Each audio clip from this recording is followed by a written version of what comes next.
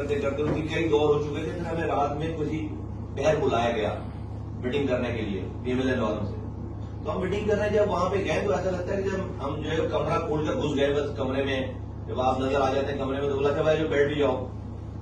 तो कोई मूड नहीं था हमसे मीटिंग करने का, वो तो सेक ऑफ जो है वो एक हमारा हमने इंगेज कर लिया है, इस हवाले से मीटिंग हुई। और उस 15 मिनट उस 40-45 मिनट की मीटिंग हुई हमारी। उन्होंने कहा कि आपके बाद अभी दोबारा हमें पीपल्स पार्टी वालों से मिलना है। तो हमने पूछा भाई क्या तय हुआ आपका पीपल्स पार्टी से? उन्होंने कहा सब चीजें कॉन्फिडेंशियल है, हमारे लिख के बात हुई उनसे। दो चीजें आपको बता देते हैं कॉन्फिडेंशियल होने के बावजूद। एक ये कि वो ये कह रहे हैं कि आपका मैंडेट 100% जाली है, हमारा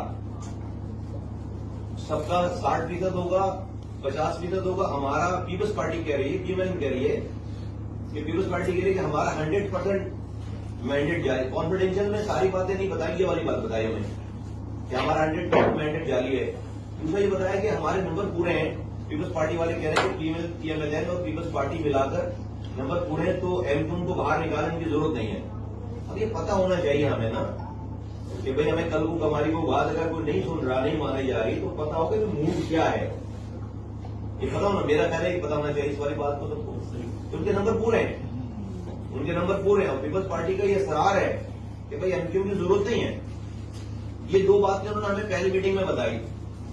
हमने उनको जवाब नहीं दिया, ही हमने नहीं जवाब दिया, हमारे पास सारे जवाब थे सब लोगों के पास, क्योंकि हम कहते भाई आप अपने जरा मैंडेट की बात करते हैं।